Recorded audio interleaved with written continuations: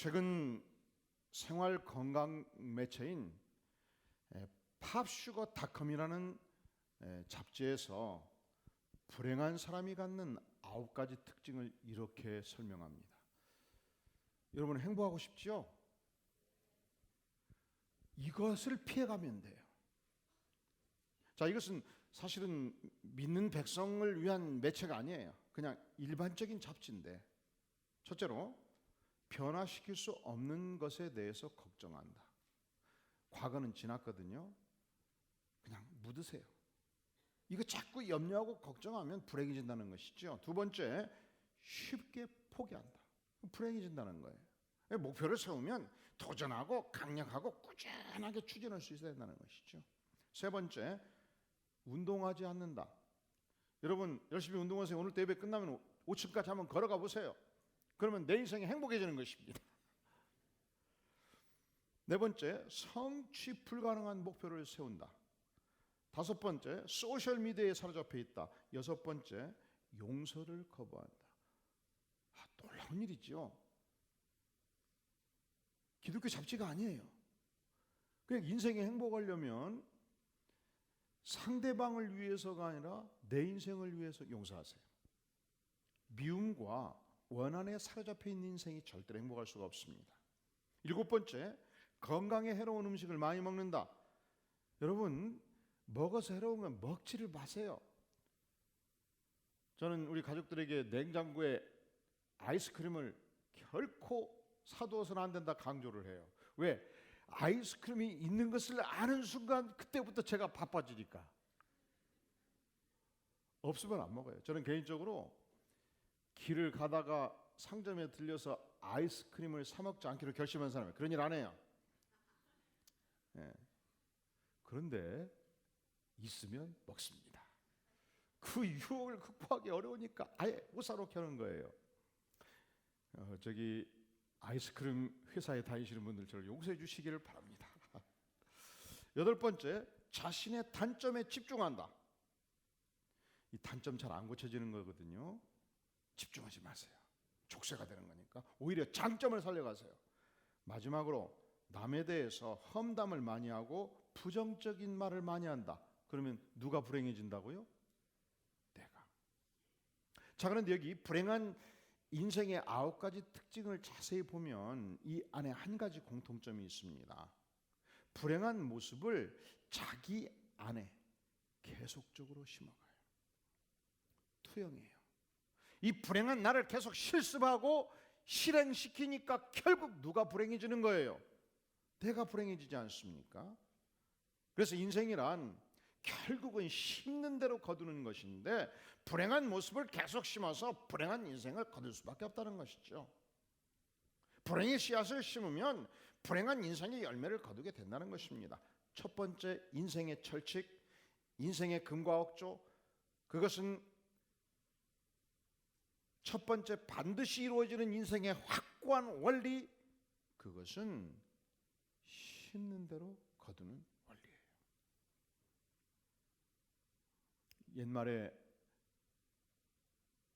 옛말은 참 어르신들이 그런 얘기해요. 옛말은 틀린 말이 하나도 없어.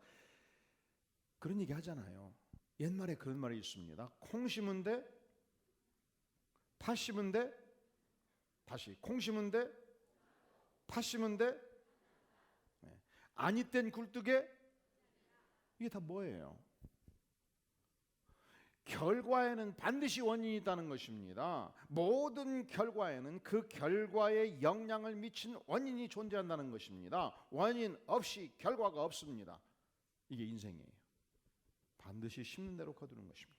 많이 심으면 많이 거두고, 적게 심으면 적게 거두고, 안 심으면 못 거두고, 팥을 심으면 팥을 거두고, 콩을 심으면 콩을 거두고, 이것이 하나님께서 정하신 인류 보편적인 원칙입니다.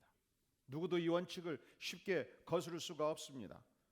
성경이 말씀합니다. 갈라디아서 6장 7절에 말씀하기를 스스로 속이지 말라. 하나님은 업신여김을 받지 아니하시나니 사람이 무엇으로 심든지 그대로 거두리라. 자기 육체를 위하여 심는 자는 육체로부터 썩어질 것을 거두고 성령을 위하여 심는 자는 성령으로부터 영생을 거두리라. 그런데 야곱은 인생 전반부에 무엇을 심었습니까? 배고픈 형의 약점을 이용해서 팥죽 한 그릇 주고 장자권을 탈취했습니다. 너무너무 장자의 축복이 귀했습니다. 얻고 싶었습니다. 아버지를 속이고 형으로 변장해서 장자의 축복을 받습니다. 그의 생애 속에 인생 전반부에 속임수, 이 사기치는 것을 심은 거예요.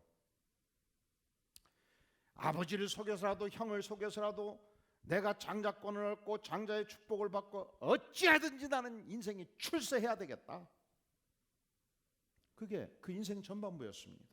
그는 결국에 가정에서 쫓겨나서 외삼촌 라반의 집에 가서 충성했습니다. 라반이 말합니다. 너의 품삯은 너가 정하라. 라반의 둘째 딸이 기가 막히게 이뻤어요. 사랑스러웠습니다. 그를 얻기 위해서는 무엇이라도 할 것 같았습니다. 외삼촌이시여, 나에게 품삯은 주시지 않아 좋습니다. 내가 7년 동안 충성할 테니 둘째 딸 라헬만 아내로 주시옵소서.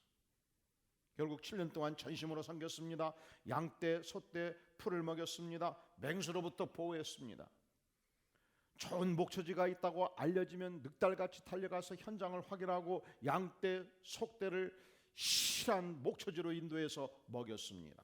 밤에 모기떼가 창궐하면 밤새 연기를 피워서 쫓아내고 양떼, 소떼를 보호했습니다. 누가 시켜서 하는 일이 아니죠. 전심으로 충성을 행했습니다.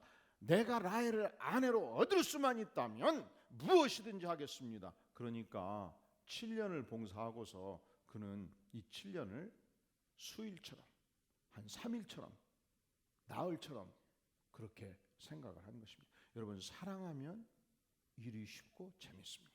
뭐 하면? 여러분, 우리가 하나님을 사랑하면 교회일이 너무 쉽고 재밌어요. 일주일간 충성을 해도 지치지가 않아요. 근데 어쩌다 한번 2달 만에 교회 나와서 1시간 뭔가를 했는데 죽겠네, 힘드네. 그럼 물어야 돼요. 과연 하나님을 사랑하는가? 그분의 은혜 앞에 내가 서 있는가? 드디어 7년이 되었습니다. 외숙을 찾아갔습니다. 외숙이시여, 드디어 7년이 되었나이다. 내 아내를 주셔서 이제 결혼해서 함께 살겠나이다. 그 외숙 라반이 동네 주민들을 모두 모아놓고 잔치를 배설했습니다. 이 중동 지역에서는 보통 결혼식 잔치를 일주일씩 진행을 했습니다. 드디어 첫날 밤이 되었습니다. 그런데 다음날 아침에 일어나보니까 이거 웬 말입니까? 우리 25절 한번 같이 읽어볼까요? 시작. 야곱이 아침에 보니 레아라 라반에게 이르되 외삼촌이 어찌하여 내게 이같이 행하셨나이까? 내가 라헬을 위하여 외삼촌을 섬기지 아니하였나이까? 외삼촌이 나를 속이심은 어찌 됨이니까? 눈 떠보니까 누가 있어요? 그러니까 레아는 라헬의 옷을 입고 라헬이 쓰는 향수를 뿌리고 라헬의 목소리를 가장해서 하루를 지낸 거예요. 그래서 라헬인 줄 알고 잤는데 아침에 눈 떠보니까 누가 있어요. 얼마나 놀랬겠습니까? 과연 그런지는 저는 사실은 이 점은 동의가 안 돼요. 그래서 천국 가면 물어보려고 그래요. 진짜 야곱 형이 몰랐습니까? 그러지 않아요? 사랑하는 여인을 왜 몰라봐?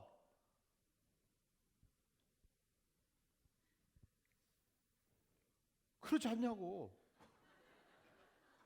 하여간 본인이 몰랐다니까 그렇다고 치고 또 밤이 워낙 어두우니까 뭐 몰라볼 수 있겠지요. 그때에 외삼촌 라반이 새로운 제안을 합니다. 26절에서 보면 라반이 이르되 언니보다 아우를 먼저 주는 것은 우리 지방에서 하지 아니하는 바이라. 제가 이것은 이해를 해요. 왜냐하면 제가 결혼할 때 제 아내 여동생이 애인이 있었어요. 근데 독자였거든요.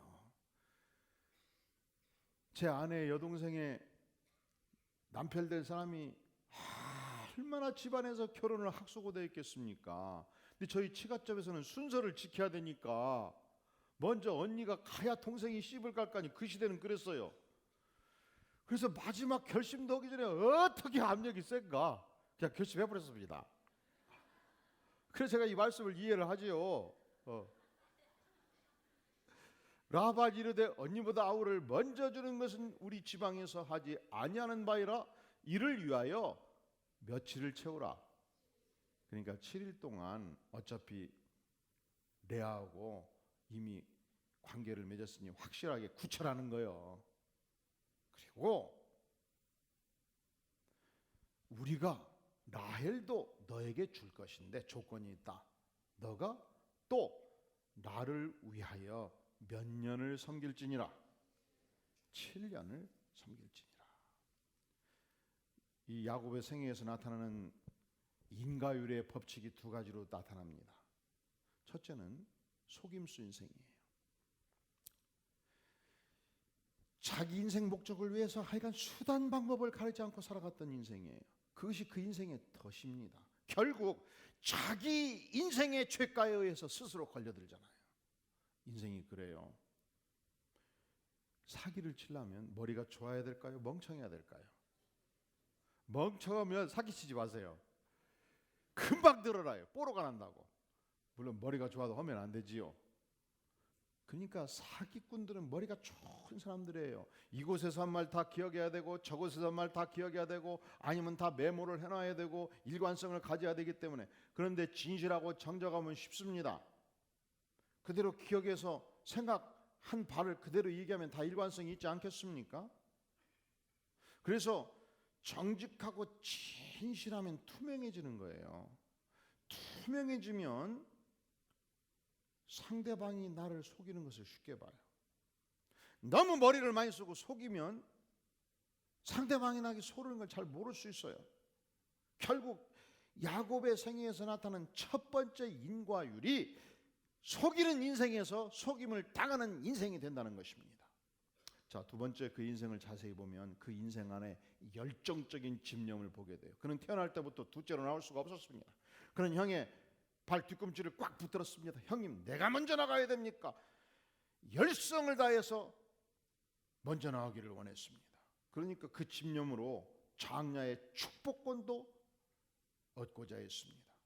이 사랑하는 한 여인을 얻기 위해서 무려 14년이라는 긴 세월 동안 몸종으로 수고를 했습니다. 사실은 그가 그러지 않을 수도 있었죠.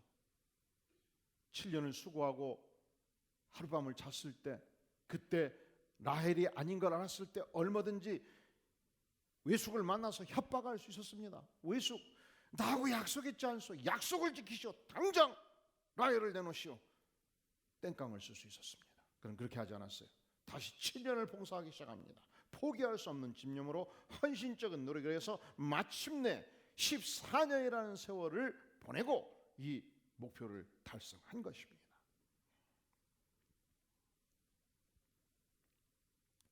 우리말에 그런 말 있죠. 정신일도 하사불성이라. 우리가 한 가지를 위해서 집중하고 정신을 쏟으면 이 땅에서 이루지 못할 일이 없다. 이게 심는 대로 거두는 법칙이에요. 열과 성을 다해서 죽을 각오를 하고 열심히 노력하면 한 영역이 반드시 열립니다. 심는 대로 거두는 거예요. 성경의 위대한 인물들, 믿음의 영웅들을 보면 일관성 있게 그런 모습을 보여줘요. 노아, 그는 하나님으로부터 백주 대낮에 육지에서 거대한 방주를 지으라는 명령을 받습니다. 그 방주를 건설하기 시작했을 때 육지에 무슨 배가 필요하겠습니까? 그걸 어떻게 바다까지 끌고 가겠습니까? 하지만 그것이 하나님의 명령이었습니다. 친인척들이 비웃기 시작합니다. 이웃 주민들이 조롱합니다. 저주합니다. 도대체 미쳤구나. 눈 하나 깜짝하지 않습니다. 이 명령이 누구의 명령이었습니까? 전능하신 하나님의 명령이었습니다. 무려 120년의 세월 동안 줄기차게 그는 열과 성을 다해서 거대한 방주를 건설해 갑니다. 그러니까 심는 대로 거뒀잖아요. 전 지구가 홍수 심판을 받을 때 오직 이 방주 안에 있었던 노아의 가족 8명만 구원을 받았습니다. 이 배선자가 중국어에서 한자어에서 배선자가 배주자에다가 입구에다가 8팔이죠. 그러니까 그 배 안에 사람이 몇 명이 있었던 거예요? 노아의 가족 8명. 배선자는 이거 외에 설명할 길이 없어요. 얼마나 열과 성을 다해서 이 하나님의 말씀을 수행하기 위해서 전심으로 배를 건설했겠습니까? 다윗도 그렇습니다. 그가 하나님으로부터 미래의 왕이 된다는 기름 부음을 받고도 현직 왕으로부터 현직왕 사울로부터 엄청난 핍박을 받습니다. 무려 군사를 3,000명을 파견해서 그를 죽이려고 했습니다. 마침 사울을 제거할 수 있는 결정적인 기회가 몇 번 있었지만 하나님이 기름 부은 자를 내가 해칠 수 없다. 그는 해치지 않습니다. 살려줍니다. 드디어 하나님께서 이 팔레스타인의 왕으로 그를 세우셨을 때 그는 이 하나님의 위대한 나라를 건설하기 위해서 열심히 충성합니다. 이방 나라들을 복속합니다. 정복합니다. 확고한 가장 강력한 팔레스타인의 다윗 왕국을 건설합니다. 그 생애 전체를 바쳐서 건설했습니다. 이것이 이 땅의 법칙이에요. No cross, no crown. 십자가 없이 면류관 없다. 심는 대로 거둔다. 그래서 우리가 자녀들이 초등학교 시절, 중고등학교 시절, 대학 시절 믿음 따라 살기를 간절히 원하고 믿음으로 심고 그리고 인생의 실력을 기르기를 간절히 원하는 것이 바로 그것 때문에 그러지 않습니까? 중고등학교 시절, 대학 시절, 초등학교 시절 어영부영 둥둥치기 하면서 인생을 살면 인생 후반부가 흔들릴 수 있기 때문에 그러니까 우리가 하나님의 백성으로서 하나님이 주신 이 위대한 사명에 열과 성을 다하여서 사는 것 중요해요. 하나님의 나라를 위해서 섬김으로 심고 하나님의 교회를 위해서 충성할 때 하나님께서 그 열매를 거두시는 것입니다. 미국의 유명한 재벌 중에 라드 스미스가 있었습니다. 이분이 세상을 떴을 때 이 유언 집행이었던 해밀턴 변호사가 가족을 다 불러 모았어요. 그리고 하나하나 읽어주고 넘겨줍니다. 어떤 분은 100억짜리 빌딩, 어떤 자녀는 50억짜리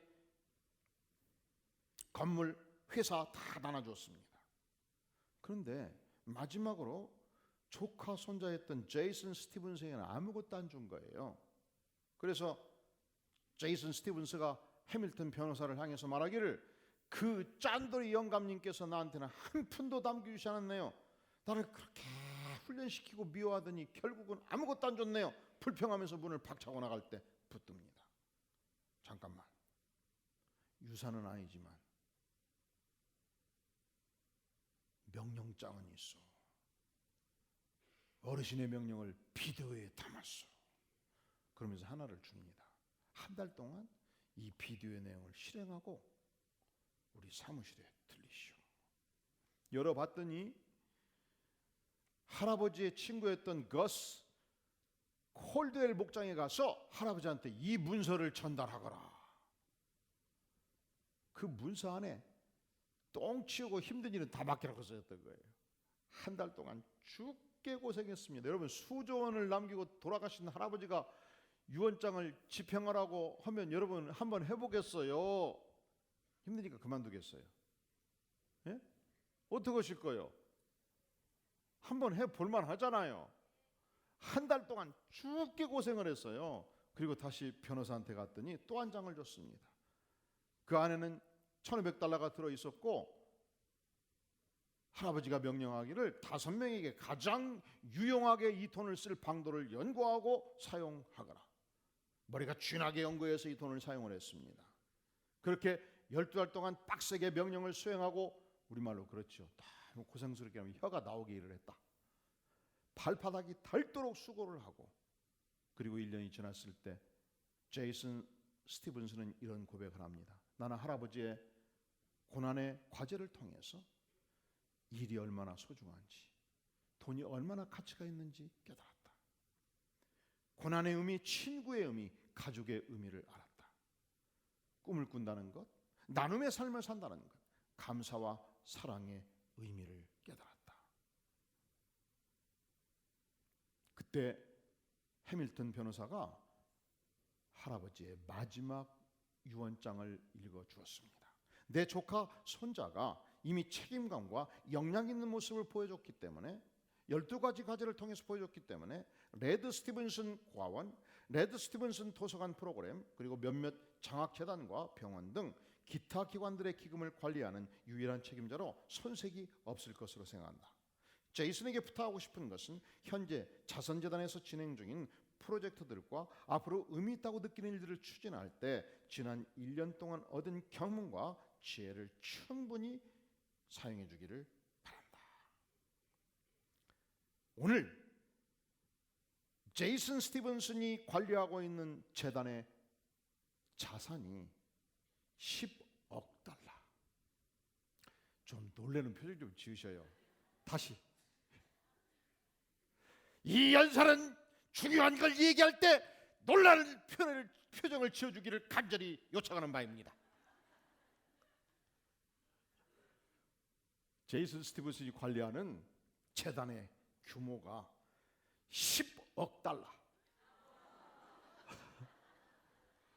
1조 원. 묻겠습니다. 1조 원이 소중한가요? 아니면 1조 원을 관리할 수 있는 12가지 과제가 더 소중한가요? 정말로 그렇습니까? 자, 그렇다면 묻겠습니다. 여러분이 재벌의 딸이 안 된 것을 퍼하지 마세요. 재벌의 아들이 안 된 것을 퍼하지 마세요. 하나님께서 무엇이든지 맡겨주시면, 수조 원을 맡겨주시든 어떤 권세를 주시든 그것을 관리할 수 있는 능력을 갖는 것이 훨씬 더 중요하지 않겠습니까? 우리 인생은 결국 내가 심는 대로 거둡니다. 이것이 첫 번째 인생의 철칙이에요. 그런데 믿는 백성에게는 이 제1의 법칙을 뛰어넘는 새로운 법칙을 하나님께서 주셨습니다. 환상의 세계의 법칙, 위대한 세계의 법칙, 하나님 나라의 법칙, 그것은 은혜대로 거두는 원리예요. 우리가 만약에 심는 대로 거두는 원리가 전부라면, 우리 인생의 모든 죄를 지고 하나님을 배신한 죄를 지고 지옥 불의 자식이 되어야 마땅한 존재였습니다. 그런데 은혜를 베풀어 주셨습니다. 내가 져야 될 죄점을 대신 주님께서 지셨습니다. 십자가에서 모두 용서해 주셨습니다. 새로운 생명을 주셨습니다. 영생의 인생으로 바꾸어 주셨습니다. 이것은 전적으로 은혜입니다. 야곱도 그렇습니다. 하나님께서는 죄 많은 인생, 사기꾼 인생 얼마든지 포기할 수 있었습니다. 왜 그를 믿음의 조상으로 세워야겠습니까? 선택의 자유가 있었습니다. 그런데 그 인생의 떼꾸정물과 오물을 은혜로 씻어 주셨습니다. 그 인생을 메시아 가문을 12지파의 조상으로 견고하게 세우셨습니다. 야곱이 똑똑해서 아니지요. 야곱이 위대해서 아니지요. 야곱이 사기꾼임에도 불구하고 하나님의 은혜로 그 인생을 새롭게 세워주신 것입니다. 우리가 어떻게 구원을 받았습니까? 내가 잘나서 구원을 받았나요? 내가 하나님께 충성했기 때문에 구원을 받았나요? 내 인생이 위대해서 구원을 받았나요? 아니지요. 내가 범죄했음에도 불구하고, 내가 연약한 인생임에도 불구하고 은혜로 구원을 받았습니다. 은혜란 무엇입니까? 받을 자격 전혀 없는 자에게 하나님이 거저 주시는 놀라운 선물, 영생의 선물, 축복의 선물입니다. 에베소 2장 8절은 말씀하기를 너희는 그 은혜에 의하여 믿음으로 말미암아 구원을 받았나니 이것은 너희에게서 난 것이 아니요 하나님의 선물이라. 이것은 너희에게서 난 것이 아니요 우리가 심어서 얻은 것이 아니요 하나님께서 우리 인생을 귀히 보시사 선물로 주신 것입니다. 이 구원의 은혜는 행위에서 난 것이 아니니 누구든지 자랑치 못하게 함이라. 지상에서 귀한 것은 다 심어야 돼요. 박사학위를 받으려면 300권, 500권, 1000권 진하게 공부하고 연구해야 됩니다. 이 땅에서 부자가 되려면 남 잠잘 때 잠 안 자고 충성해야 겨우 자산이 생기는 것입니다. 남들 마음대로 쓸 때 안 쓰고 전략해서 애껴야 뭐가 이루어지는 거예요. 구원은 달라요. 내 행위로 얻는 것이 아니고 내 노력으로 얻는 것이 아닙니다. 내가 죽어 마땅한데 주님께서 대신 십자가에 내 죄를 지셨습니다. 나는 악한 존재였는데 주님께서 나를 용서해 주시고 받아 주셨습니다. 주님께서 영생을 선물로 거저 주셨습니다. 은혜로 주셨습니다. 믿음으로 주셨습니다. 이 하나님의 은혜에 의지해 사는 인생은 결국 하나님의 은혜로 강한 인생을 살고 승리하는 인생을 살게 되는 것입니다.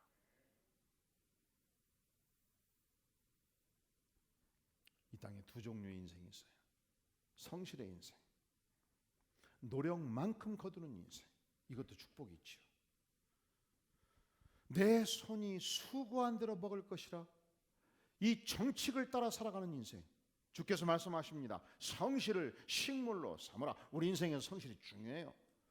그런데 여기에 머무르면 열심히 두 발로 걸을 수 있는 만큼만 걷는 인생이에요. 두 번째, 은혜의 인생이 있습니다.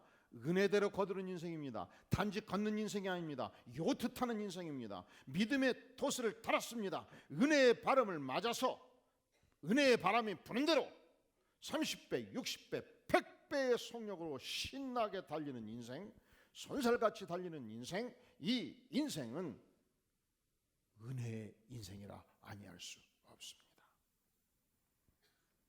다윗이 이 하나님의 놀라운 은혜를 체험하고 고백하기를 주께서 내게 주신 은혜를 무엇으로 보답할까? 이게 은혜의 인생이에요. 성실의 인생에 머무르면, 그래서 구원의 은총을 잘 깨닫지 못하면, 그리고 신앙생활을 하면 내 노력으로 열심히 교회를 섬겨요. 그런데 팍팍해요. 재미가 없어요. 힘들어요. 누가 알아주지 않으면 죽을 맛이에요. 그게 성실의 결과지요. 그리고 여기저기 자꾸 부딪힙니다.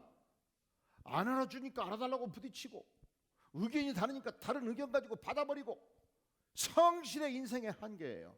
은혜의 인생은 다릅니다. 내가 하나님의 은혜를 받고 이 내게 주신 은혜를 무엇으로 보답할까? 내가 이 하나님의 교회를 해서 죽도록 충성했습니다. 그런데 주께서 베풀으신 은혜에 비하면 아무것도 아니에요. 누가 알아주면 부끄럽습니다. 주께서 베푸신 은혜 앞에 아무것도 아닌데 어찌 그렇게 나를 칭찬하노? 너무너무 가슴 아픕니다. 은혜로 구원받은 인생 무엇으로 보답할까? 주께 묻고 또 묻습니다. 충성을 해도 부족합니다.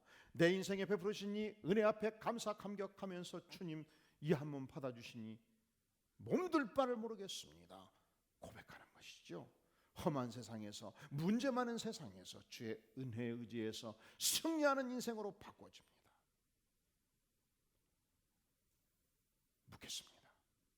여러분은 지금까지 어떤 인생을 살아오셨습니까? 단지 성실의 인생의 창으로 머물러 있다면 하나님께 기도하십시오. 주님, 이 성실의 차원을 뛰어넘어서 은혜의 인생이 되도록 하나님 기름 부어 주시옵소서. 이 시간 머리 숙여 기도하겠습니다. 십자가에 죽기까지 자신을 버려서 구원하신 주님께서 이 시간 우리의 영혼들을 찾습니다. 지금까지 단 한 번도 그리스도가 내 인생의 구주이시다, 그분이 나의 모든 죄를 용서해 주셨다, 그분의 은혜 앞에 구주되심을 고백하지 못했던 영혼들, 그러나 주님 이 시간 내 마음의 문을 열고 이제 단지 성실의 차원을 뛰어넘어서 이 하나님의 은혜의 복음 앞에 무릎 꿇고 주님을 내 마음의 구주로 영접하기를 간절히 원합니다. 주님은 내 인생의 구세주이십니다. 이제 주의 은혜 따라 인생 살겠습니다. 내 가슴 문을 영원히 주님 내 안에 임하여 주시옵소서. 이 시간 그리스도를 영접하기를 원하는 분들 앉은 자리에서 조용히 오른손을 들어주시기를 바랍니다. 주께서 여러분을 초청하십니다. 구원의 은혜를 베풀기를 원하십니다. 마음 문을 열 때 주께서 우리 안에 임하시고 임재하시고 들어오시고 나를 다스려 주십니다. 그리고 우리 모두 함께 고백하기를 원합니다. 주님, 내 안에 임하여 주시옵소서. 구원의 은혜를 주시니 감사합니다. 내 인생의 모든 죄가를 용서하시니 감사합니다. 주님을 모시고 주님을 고백하고 은혜 따라 살기를 원합니다. 예수님의 이름으로 간절히 기도합니다. 아멘. 주님 감사합니다. 이 시간 주님을 고백하고 나아가는 백성들의 심령에 성령을 기름 붓듯 부어주시옵소서. 성실의 인생의 차원을 뛰어넘어서 은혜의 인생의 길로 들어가기를 원하오니 성령 하나님 임하여 주시옵소서. 역사하여 주시옵소서. 은혜를 베풀어 주시옵소서. 예수님의 이름으로 간절히 기도하옵나이다. 아멘.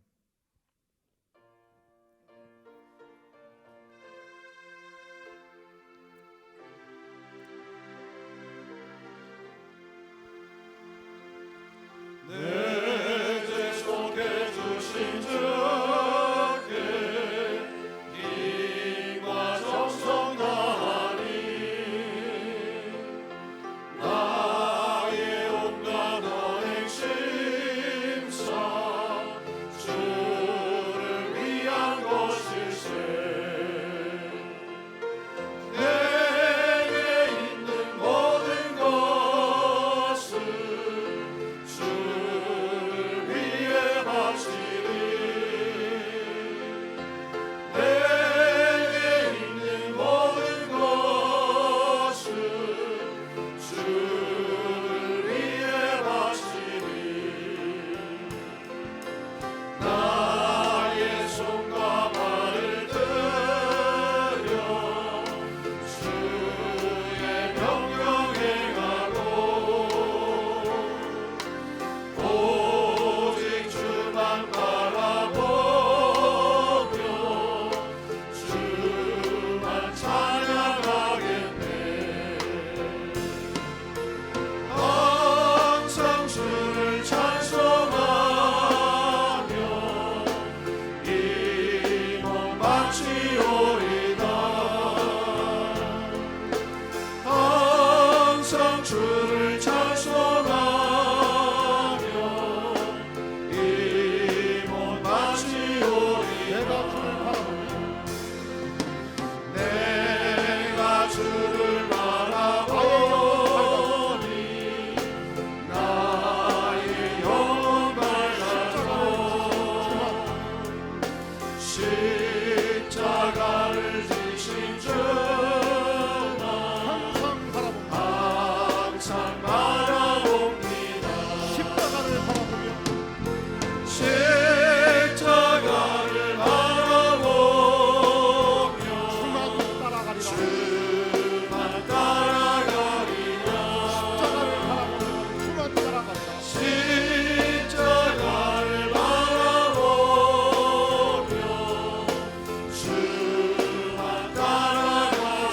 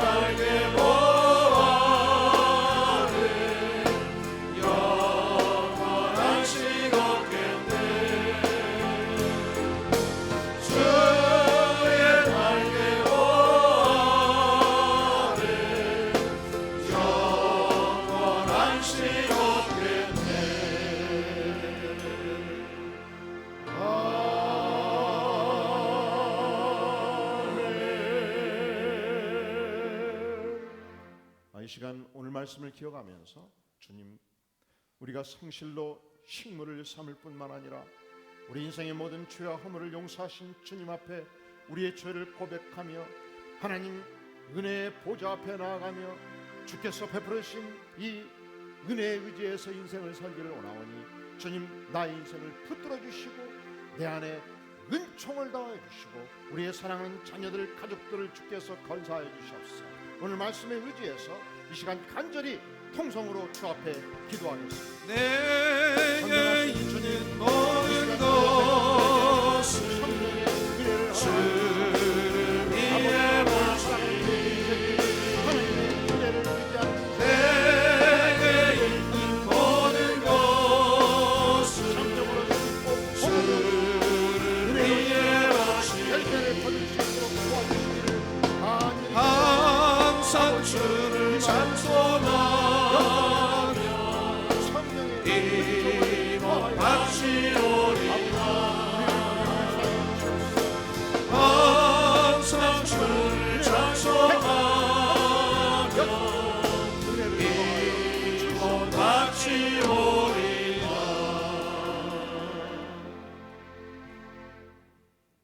예수님의 이름으로 간절히 기도하옵나이다. 아멘. 아멘. 다 함께 기립하셔서 시작된 내 찬양하면서 헌물을 주 앞에 드립니다.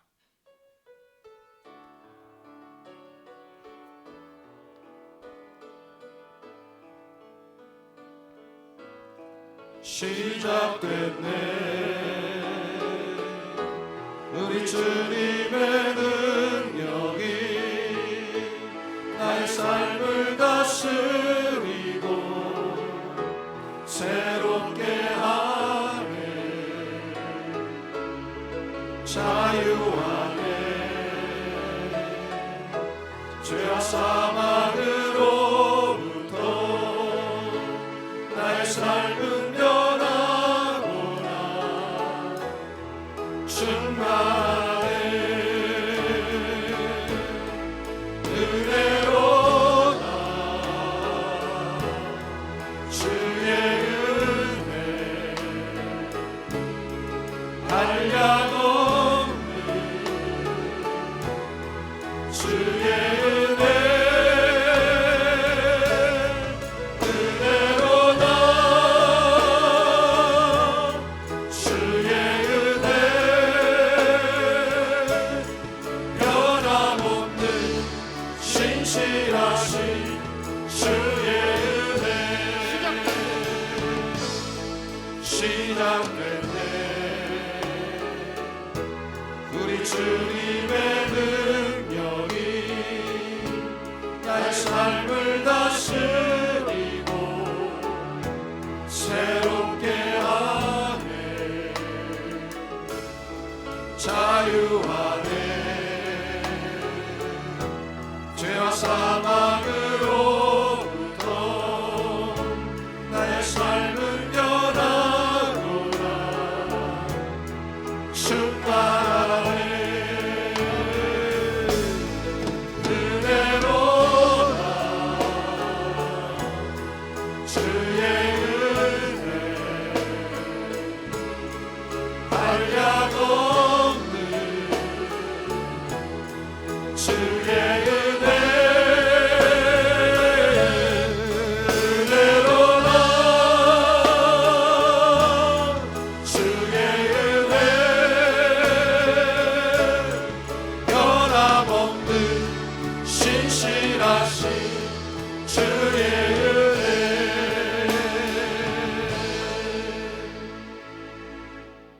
영광의 주님, 진실로 감사를 드립니다. 우리는 연약하고 우리는 범죄하고 우리는 하나님 앞에 감히 나설 수 없는 인생이었습니다. 주께서 은혜를 베풀어 주시니 감사하며 구원의 영광을 선물로 주시니 감사하며 주의 은혜의 나라를 위하여 충성하게 하시니 감사합니다. 이 시간 주 앞에 정성을 들여 나아가는 손길 복되게 받아 주시옵소서. 우리의 드린 헌물이 이 시대에 복음을 증거하는데 영광스러운 하나님의 영광을 나타내는데 복되게 사용되게 도와주시옵소서. 받치는 손길마다 주님 은혜의 복음으로 충만케 임하여 주시옵소서. 아멘. 이제는 우리 주 예수 그리스도의 은혜와 하나님 아버지의 무한하신 사랑과 성령 하나님의 기름 부으심이 진실로 은혜의 복음에 의지해서 하나님께 영광 돌리는 복된 생애 되기를 소망하며 예배로 나아가는 주의 사랑하는 백성들 심령 후에 가정 후에 기업 후에 영원까지 함께 계실지어다. 아멘.